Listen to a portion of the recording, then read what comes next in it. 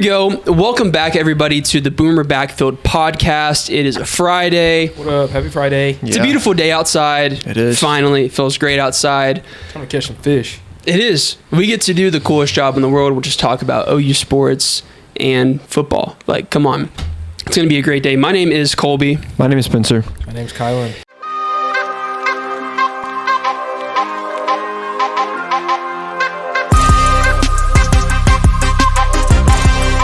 Yeah, and today we're going to get a little bit into baseball, some hoops, a little bit of football, and comments on comments. Did I miss anything?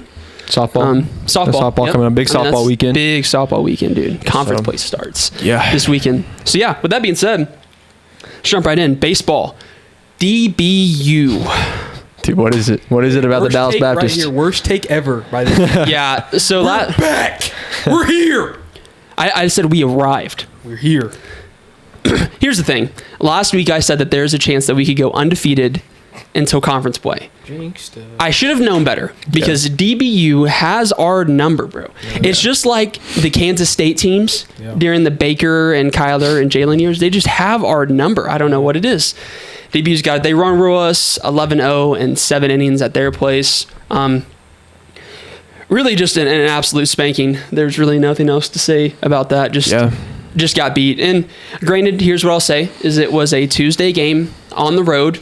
Nobody wants to play that game. Like, nobody, I don't know. I just don't like, I don't like midweek Tuesday games, personally. But getting run rolled 11-0 when you're ranked the 16th team in the country is just, that hurts. Depends on the opponent. DBU's elite. DBU's like, yeah. They're elite. I'd be juiced up to play DBU. If it was Abilene Christian. Yeah, if it's like AC, yeah. Not juiced up. Yeah. It was just, it got ugly real fast. Like, within the first 3 innings, we were down. It was like, yeah. It was like 5-0. It was like, oh, yeah, we're cooked. Yeah. But DBU's, they're always like that. Yeah. They average like 43 wins a season for the past like 10 years, which is crazy. absurd. Mm-hmm. That is because you only play like 60 games. Yeah. So they're an elite. It's kind of crazy how good they are. They weren't having like a great start either, so there was some confidence there. But I don't think OU's cooked. Like, I don't think OU baseball's cooked. But whoever threw, I forgot your name for DBU.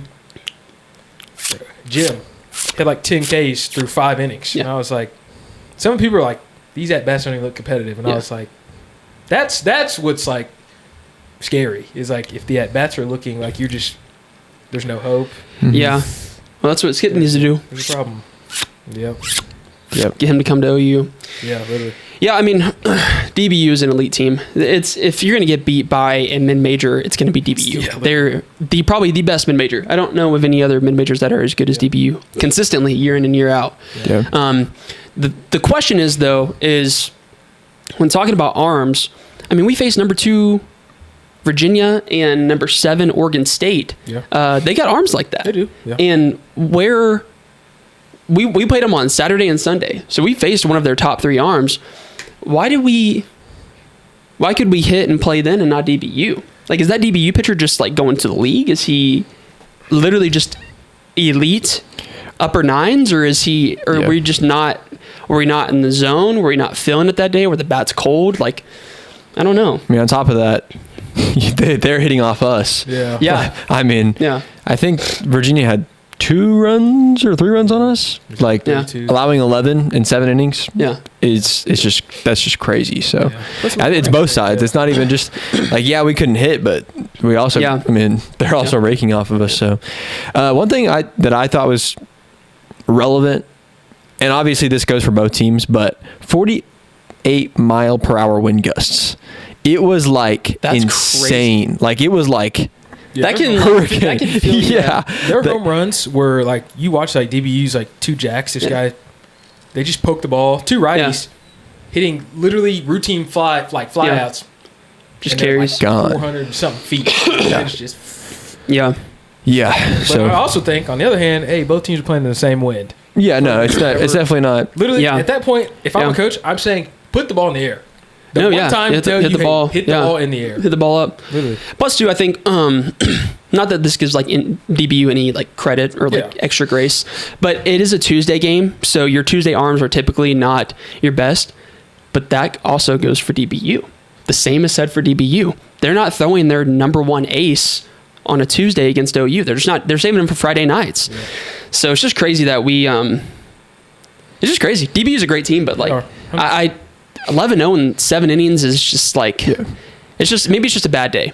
Maybe it was just a bad, and that's just how baseball is. You just have days like that where you just have a bad day. I think it was a bad day. I also think this fan base needed to come down to earth just a little bit. Like people were talking about, a World Series run, and I was like, all right, we gotta calm down. That Virginia game just like got people really excited, and there's nothing wrong with being excited, but I don't think we're up there, like, in the elite, like top 5 teams right now. You know what I mean? Yeah. I still think, and again, the conference schedule is going to be so tough. Like, I think this was a bit of okay, we are not an undefeatable team, or an unbeatable team. Yeah. That's baseball, man. I think we're top 25 for sure. Yeah, I think so too. But one of those bad Tuesday games, man. Just one of those days. Yeah. That's baseball. That's how it works. Teams aren't. There'll be more weekends that come like that too. But we'll also beat some crazy teams that we probably shouldn't. That's just how baseball works. Moving along. What's next? Well, softball, huh? Softball action. Dude, I saw this today. 2 undefeated teams. South Carolina and OU playing. The last 2. South Carolina is kind of raw. Number 9. They swept number 8 Duke last weekend on the road. Swept them at their place. They're legit. And the thing is, though, is no matter how good another softball team is, I've never had more unwavering faith in a program than OU softball. We could be playing at number 2 Texas on the road, and I would think, we're just fine. I think we're going to win. Unfortunately, it'd be number 1 Texas. Number 1. It would be number 1 Texas. Number 1 Texas, which is crazy because we haven't lost a game, but whatever. But yeah, I have so much confidence in this team. I'm excited. It's unwavering. I'm excited to see what this group of girls, because if you look at it, if you hadn't watched a softball game this whole entire year, you would probably maybe know 2 people in the starting lineup. Yeah. And frankly, you don't know what these girls are. You know what they're made of, but against elite competition, who knows? You knew last year. All right, it's fine. Jada Coleman's going to start the game off probably 3-run jack, or actually solo. Let me rephrase that. Solo jack. Here comes Ciara Jennings. She's probably hitting a backside double. Doesn't matter. But these girls, they're like, hey, this is it's time to go. Time to roll. You got to pick it up because number 9 South Carolina, they're not scared. People are now not afraid, I don't think, to play OU. Yeah, I agree. Yeah. Because it's one of those things where if you lose, no one's going to clown you. Mm-hmm. But if you win, you just beat back-to-back national champions. Yeah. It's literally a win-win. Yeah. Regardless. That's one of those things where it's you play that team and you have nothing to lose. Yeah. And those are the scariest teams, man.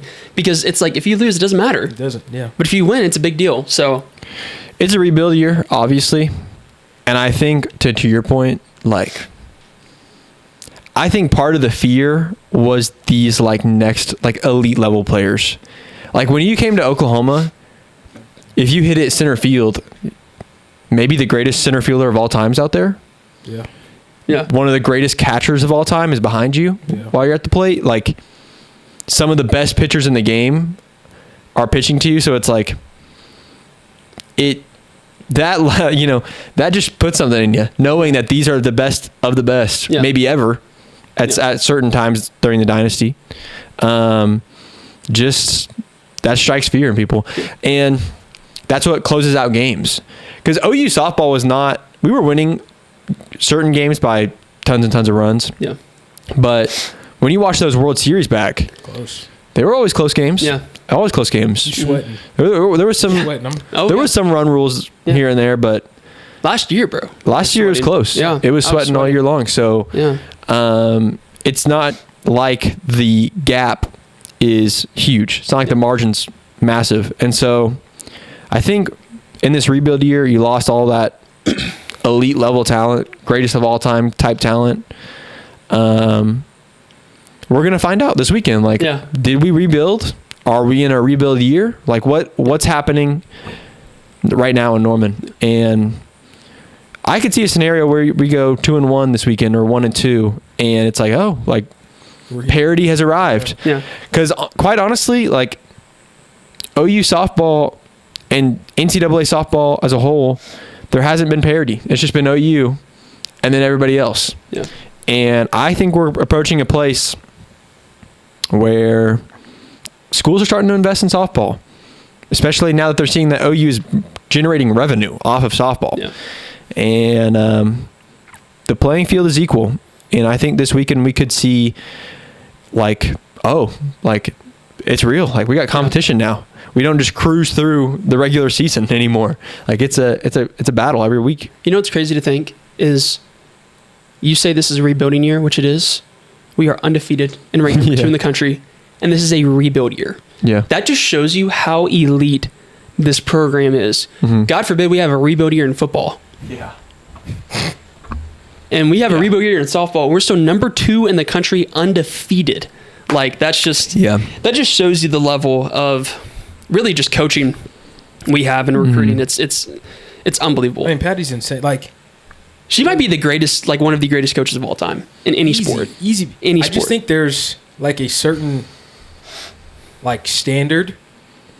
I mean, I guess if you want to use that, where in football, like I feel like they claim our BV, but like, this is standard.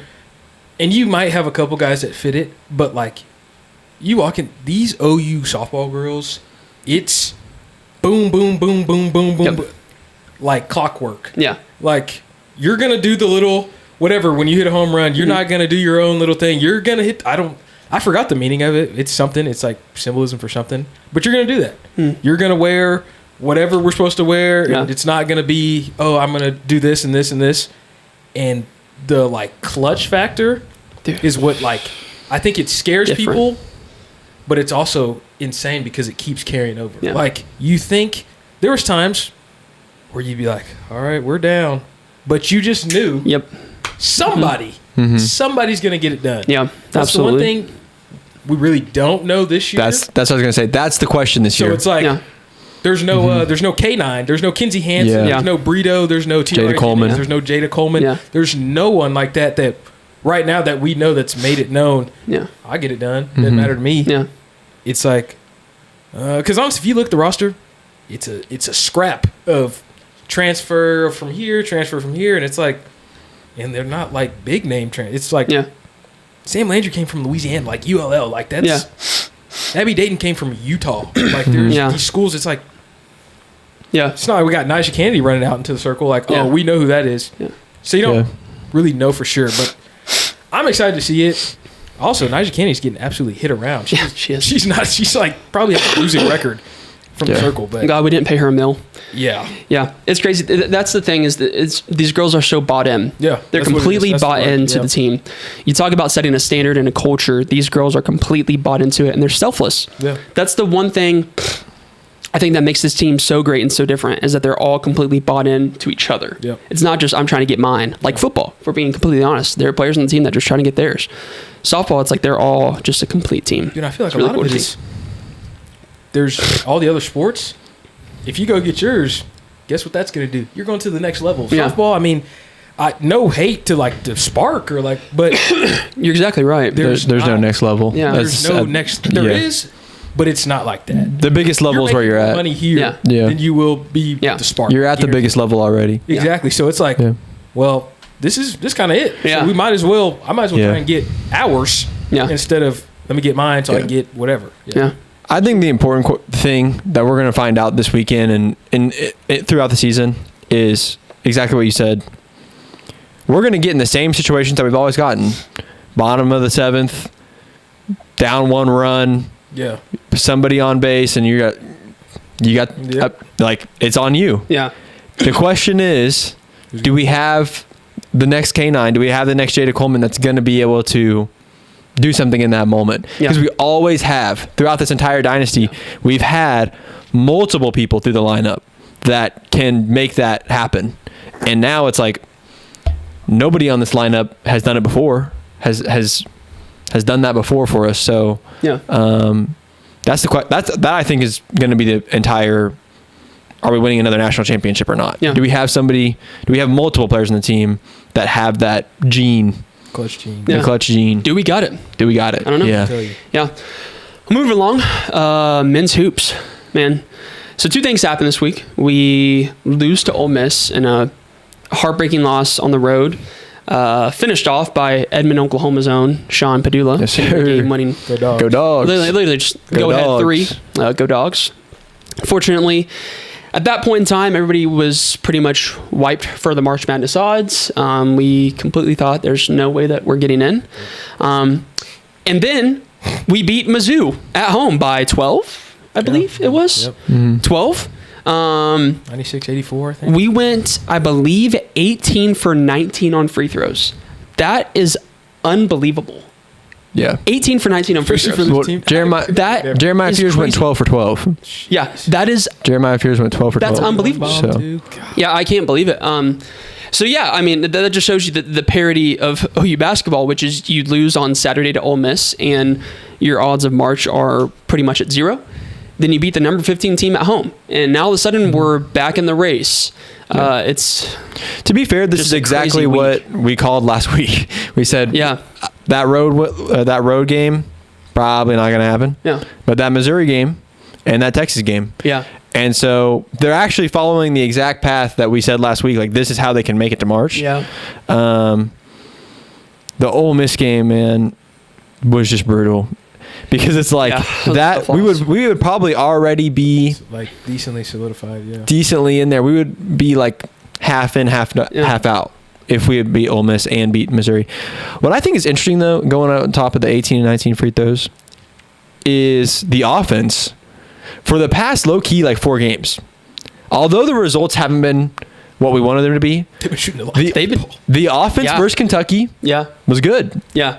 It was really good. Yeah. I mean, Otega Owe put up a generational performance, and we still stayed in the game. Yeah.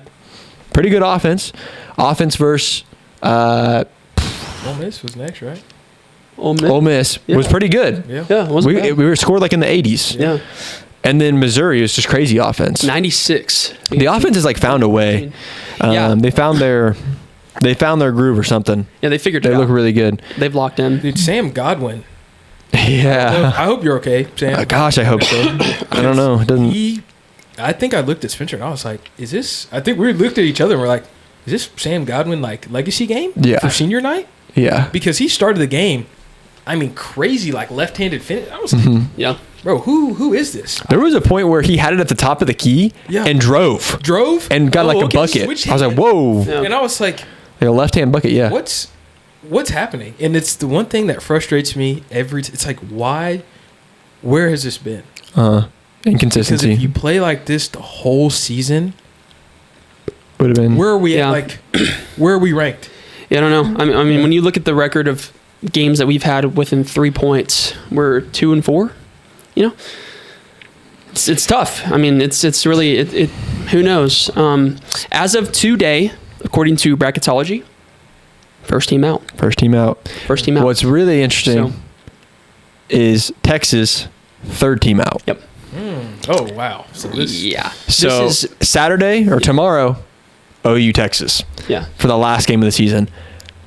I mean, honestly, does it get any better, dude, than two teams that it's an elimination game? You lose, your season is basically you can go to the SEC tournament and win the whole thing, in theory, right? But I mean, this is it for both teams. Both teams desperately need this win in Austin. OU Texas. Both teams first year in the SEC, trying to prove themselves in a new conference. The story doesn't get any better. No. It's Texas had a 10% chance to get into March. They beat Mississippi State. They're at 36.6. It's literally make or break for both of these teams. It's going to be an awesome, incredible game to watch. I can't wait to see it. ESPN has them at 78% chance to win. Yeah, the analytics. Texas? Yeah. Yeah, I mean, it makes sense at home. They have a good home environment. Oh, I could see it. They have an all right home environment. Good stadium. It'll be good. Yeah. It'll be good Saturday. It could be. Tomorrow. It hasn't been good all year. And another thing is they have had some wild losses to like South Carolina. Yeah. The worst team in potentially Power 4 basketball. They lost. What's strange though is they beat Kentucky. Yeah. They beat Kentucky. They beat Mississippi State. It's like they're just the strangest team. Well, that's us. Yep. That's us. Yeah, it's us. Yeah. So it's us. I don't know. I think I think the offense we've been seeing to me shows a sign of like this team is desperately trying to fight to get in. Mm-hmm. And I think we will see their absolute best Saturday. Unfortunately, I don't think we're going to see Sam Godwin. I mean, it looks really bad. Came out back on the court in street clothes, brace, ice. Oh, man. And after the game, they said they're getting him an MRI. That should be back by now, but we haven't heard anything. But yeah, I don't think we're going to see Sam. So we're going to be banking on guys like Wagi and Northweather. Yeah, got to step it up. I don't know if Texas has many like 7-footers really. Yeah. I don't know if that was an issue with them. I don't think it was, but I can see a situation tomorrow where Mr. Fears and Jalen Moore take over. And they say we're gonna make. Well, yeah, we're like we're gonna make this happen. Yeah, it's been interesting. I mean, like the thing is what we have to see tomorrow because the issue is all season a different guy steps up every game. Yeah, Jeremiah Fear steps up. But everybody else has, less than 10 points. Yeah. There was one game where it was like Jalen Moore has 5, who, leading scorer on the team has 5. Dayton Forsyth goes off and has 26 or 27. Yeah. And it's like, okay, we need Bryson Goodine to shoot. Yep. We need to get him a few threes. Yeah. We need Dayton Forsyth. We need Jalen Moore. We need Jeremiah Fears. Everybody all at once. We need Kobe Elvis. Yeah. We need Duke Miles to all play their best basketball all at once. And that's what Porter's going to have to bring out of him. Yeah. And Wagi's going to have to play really step into his role. Yeah. Yeah. Wagi's going to have to really step into his role and not foul. Yeah. Holy crap, if he gets in foul trouble, we could get in real trouble really quick. Or even just get them playing good basketball. Just consistent. Like, if everybody plays consistently good, we're set, man. Yeah. I think they will. There is so much on the line this game. Mm-hmm. Beyond basketball, I really think Porter's going to lock in. I think the team's going to lock in. And I think we're going to beat Texas. I mean, there's just too much on the line, I think, for us to not. That's the thing. It's for both you can look at it as, are they going to win or if? But I think, like, they're thinking in terms of, like, there is no option. Yeah. Like, it's not like, well, if this happens, we can go do this. It's like, there's no option. It has to be now. Has to be now. It really, and that might be the truth. There might not be an option. Yeah. So, I think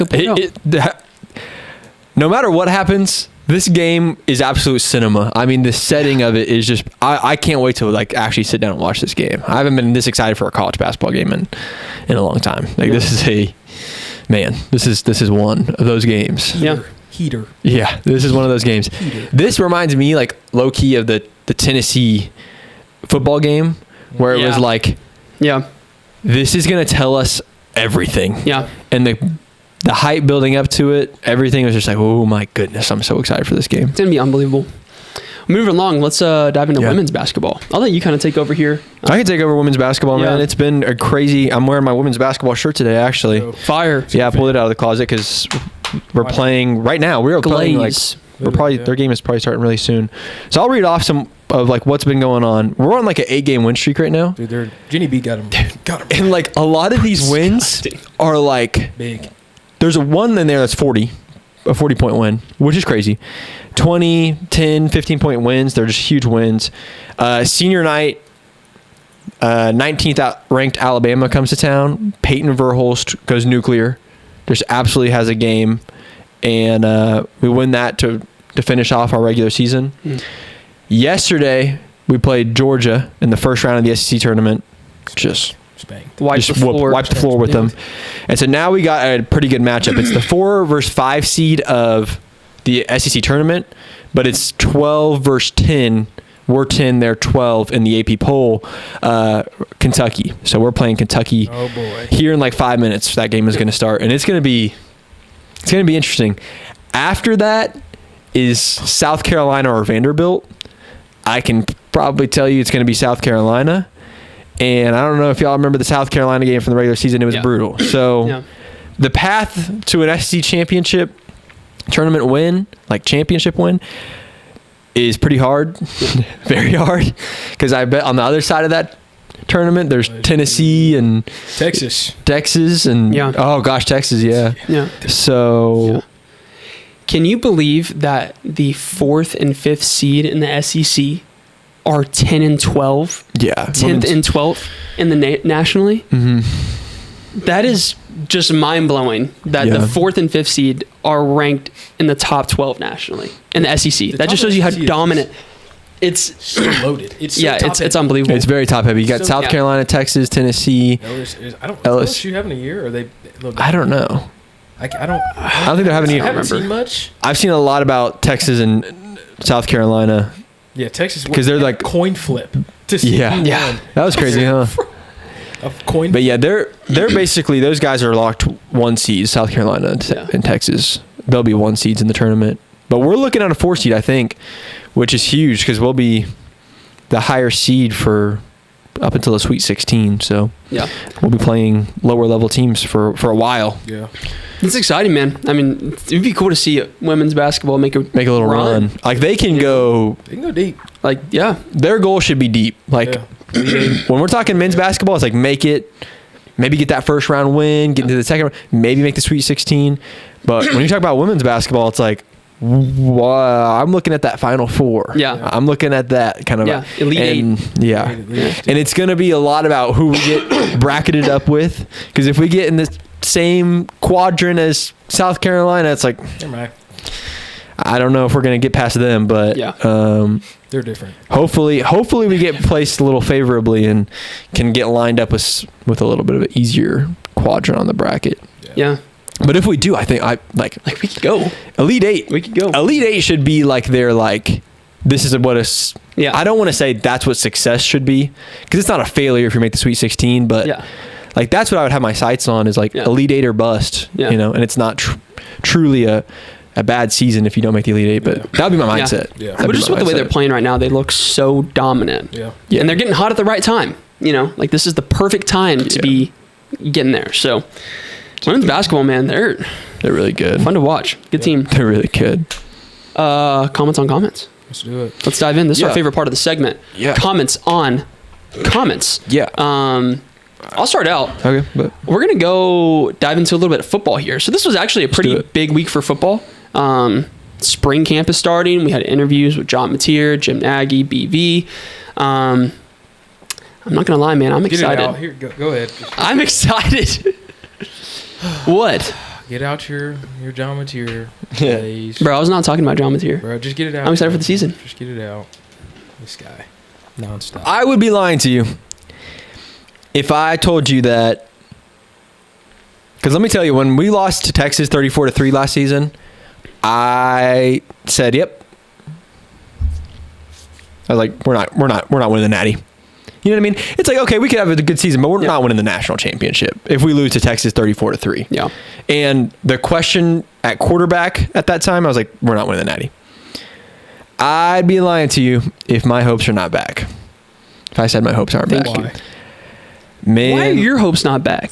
That's really the question. This past week has, and it happens every year. It does. It happens every year. You see videos from inside Everest training facility, and you're like, ooh, he looks big.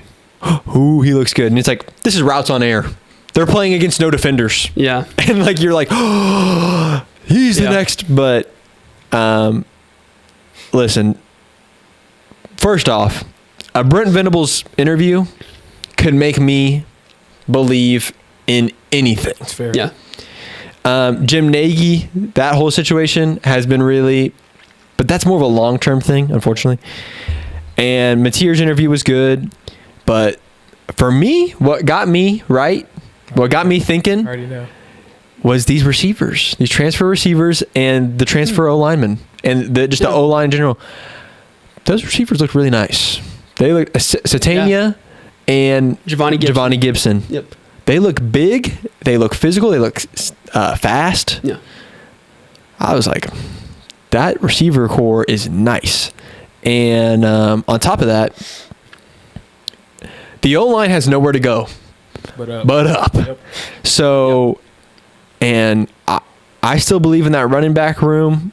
If they're given the right scenario, John Mateer, Jaron Kanik at tight end. The offense is turning around, man. I don't know. I'm starting to believe in this offense, man. I'm starting to believe in this offense, and that's all we need. Again, we are an offense away. That's all we need. We're an offense away from being great. What are your thoughts? I mean, he already said it. I'm not trying to be a hater. Like, I have no excitement for the season. You're playing negative Nancy today. We need every week needs one. We need a negative Nancy every week. I'm playing devil's advocate. I'm not. I'm just not going to, because I saw Jackson Arnold throw the ball. Yep. You could have completed that same pass last spring. That's fair. He just didn't run down and celebrate. That's the only thing that, like... That's fair. That's what we're getting all hyped up about. So that's true. That's the problem. If I saw that video that we're all talking about, where he throws a dot to Giovanni Gibson, and he had 313-pound David Stone, Dominic Williams, Jaden Jackson, all these people running full speed at him, then I might feature one of those. When he had the Phantom D-line was running after him. Fair. Yeah. I think... I get the. Here's the one thing I was saying. I get the looks. I get the Baker to whatever, but the video it kind of was. It's a little corny to me. It just felt a little corny because it's like he's forcing it. Do you dare say clip farming? It's John Mateer clip farm.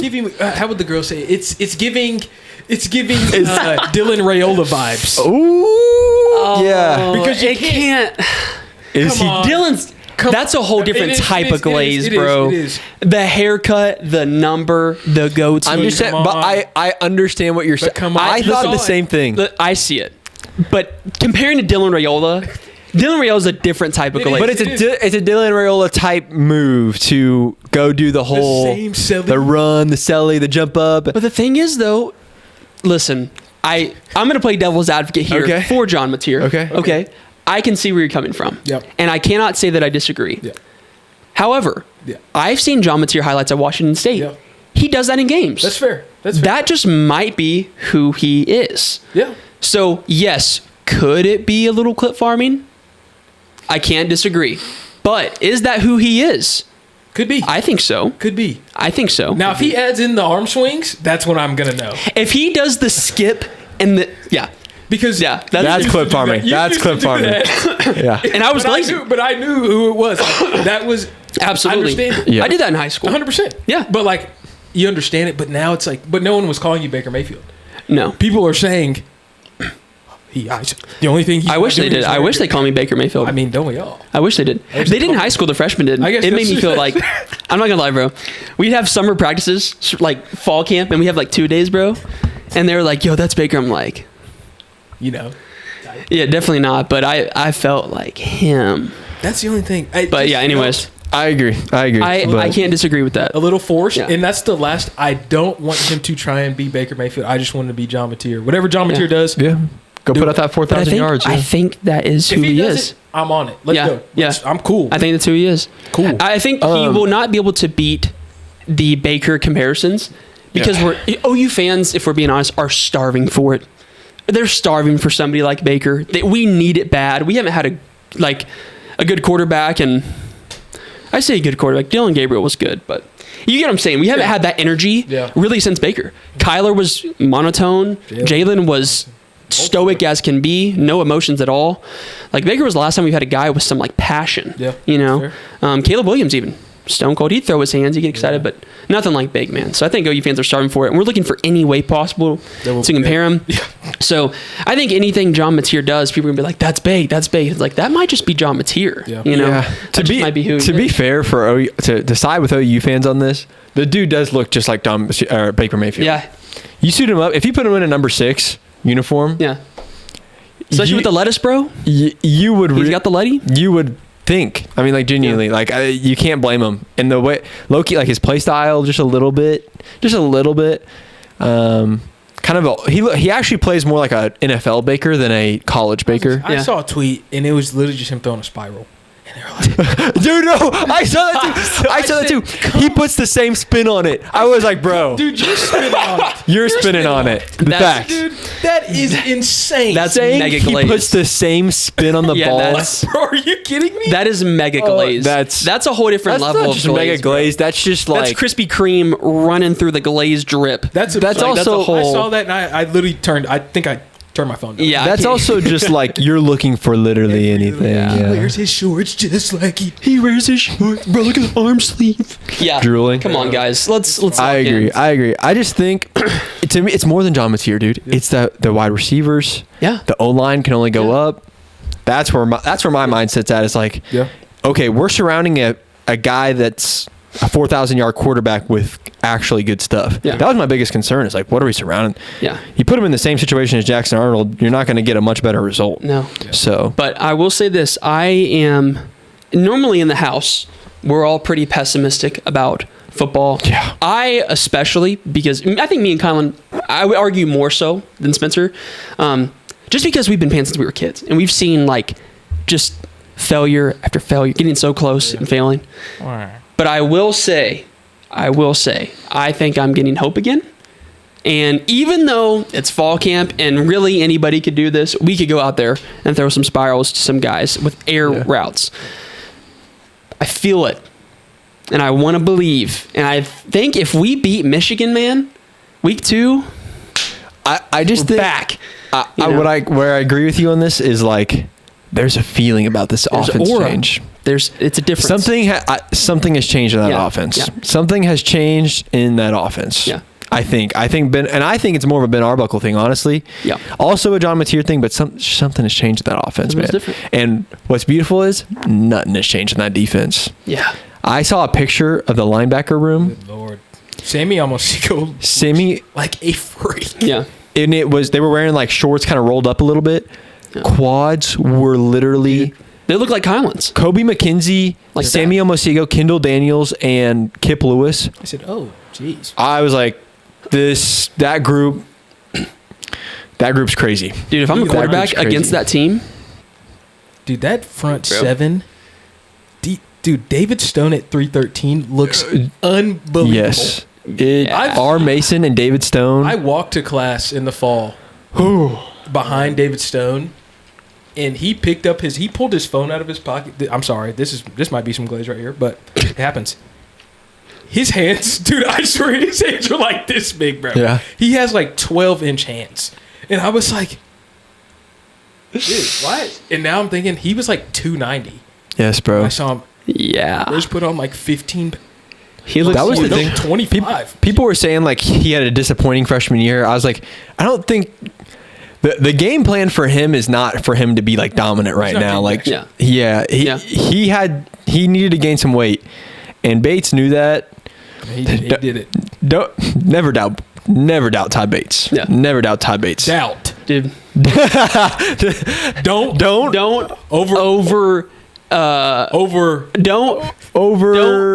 obedient. Don't obstruct.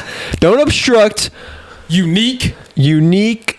What's the word? DBT. That's what doubt. That's the word. I was like, what's the word? Don't obstruct unique body traits. I don't know. Yeah. We'll come back to that. We'll come back to that. Todd Bates will be in your DMs with a good acronym. What's we can't even read the one anyway. Anyways, let's read some comments. Let's get some comments, man. We got a little sidetracked. This is from Mr. Terry Dillingham, who's commented on a few of our stuff before on Facebook. Thanks, Terry Dillingham. Thank you, Terry. You're a rising fan. This was on a post that we made about what Josie said about canceling the spring game and creating the Crimson Combine. Josie was commented saying it's a rotten spot to be in, which Mr. Terry responded back, "It is rotten that I get weekly emails from OU wanting more NIL money." Terry, I can't agree more. If I had $1 for every time I got an email from Josie, Oklahoma Athletics, and it's a 12-paragraph, eloquently written email about pretty much just saying we need more money, God, it's exhausting. I don't blame you, Terry. Like, come on, yeah, that's fine. Yeah, I get those all the time. So my dad got one. My dad never went to OU. We're begging. Yeah, that's crazy. I don't even know how they got his email. Like, all my financial stuff went through my mom. It's just like, how'd they even get his email? I don't know. Yep. But they probably paid for like emails, like paid for site. Steve. Yeah. No. Yeah. I can agree with that. And I bet you it's not to show you. Like, let's be real. Like, especially like alumni programs. Mm-hmm. Once you are an alumni of a university, you'll never not be. Would you like to make a donation? I made a $30,000 donation every year to your university for 4 years. Actually, 4.5 for me. And I'm not planning on making any more. I feel like I gave enough. If I'm ever a millionaire, like not just a millionaire, but like, hey, if I'm ever really, really bread it up, maybe a little tax benefit. I donated to my local university. Yeah, I would give some money to OU football. Yeah. I would go buy them Bryce Underwood. Yeah. Like, yep, that's me. That's me. They wouldn't have to say anonymous donor on the graphic. Oh yeah. Hey, put my face on it. Yeah. $1.5 million. Yep. I have a facility named after you. Yeah. No, yeah. If I ever donated money, I want a picture of me smiling. With the play. With the quarterback that they bought with my money. Like, this is me. Dude, this is my guy. I bought him. I want a private dinner. All the gear. Yeah, I want a facility named for me. I want an Instagram post. I want a full photo shoot of me in gear. Yeah. I want to run out with the team. You want $12 million, you better earn it. Give me something. I want to run out with the team, jump up, hit the flag. I'm in full pads. I want the first snap. 40 in full pads. I want a snap. Give me a right here. Yeah. Right there. Anyway. USC has a thing like that where you can pay money to go run out with the team. Yeah. And a Notre Dame fan did it last year. I saw that. Wearing all green, he did it. Anyways, I'm not gonna lie. I would pay money for that. No, that's fire. Yeah, I would. If OU did, I would pay money to run out with the team. If you had the money, I would live that dream. Yeah, I would live that dream. Yeah, for sure. I would figure out a way to put some type of gear on. I'm going super fan. Yeah, I'm putting pads on. Dude, if I could get his Speed Flex, bro. I know y'all have 50,000 back there, so just slide it. Anyways, moving on. One more comment I got about the John Mateer looking like. Here we go. Been saying it myself for days now. On top of that, I haven't seen real chemistry since DG, the dime time retreat bonding with the wide receivers. Who said that? Tyler Nelson on Facebook. I really agree with this. I think we talked about this last week, but I think the weirdest thing was like, I don't know. I think we all thought that the dime time retreat was going to become like a tradition. Yeah, like you just carried on. Yeah. And then Jackson just like didn't pick it up, and it's like, Yeah. I'm like, I know you have money, bro. Yeah. You get the Dr. Yeah. You got the Dr. Pepper. Well, no, he didn't. He got taken by Michael Hawkins. Well, he still did the commercial. Oh, he didn't have it at first. He did have the commercial. Dancing with Dr. Pepper. Bro, could you? I can't believe he got his commercial stolen. That is the funniest thing. Dude, within a week. It was crazy. Yeah. He got subbed out of the Tennessee game. Jackson got subbed out of the Tennessee game. Michael Hawkins was in a Dr. Pepper shirt by Saturday. Yeah. It was crazy.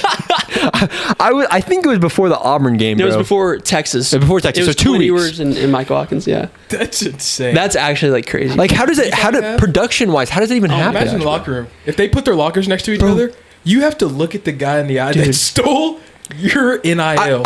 How does it happen? Okay, so Tennessee, Michael Hawkins gets subbed in. Sunday, there's no way they got to him on Sunday. No, no shot. A week of practice, and then Auburn, and then you must have gotten to him like, they must have filmed that thing the Sunday. I'm just like, that's crazy. Dude, could you imagine the phone call Dr. Pepper had with Jackson? Hey, they probably didn't even tell him. So we're actually, we can't do this with you anymore. We're gonna go to Michael. You just see Michael on the phone on the other, like across the locker room. How do you think Michael got that? Dude, can you imagine seeing Michael Hawkins walk in with that Dr. Pepper jersey on? And you're just sitting there like Jackson's sitting there like bro was just like, hey. That's right. Michael got his AMG. I totally forgot about the Dr. Pepper. That's funny. That's pretty. That was hilarious. actually comical. But no, I do like going back to the comment. Yeah, back to the comment. The chemistry thing was weird, and I hope this summer we see a little. What would you even call it? Not a dime time retreat. Mateer time. Mateer time. Okay, we're not going to call it that. No, I want to call it that. Mateer time. Well, anyways, some retreat. And I hope we see that. I hope we see a 300-pound old lineman doing a cannonball off of a deck.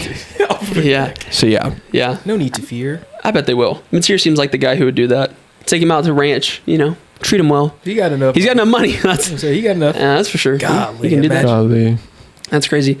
When is it? That pretty much wraps up today's podcast. Thanks for listening.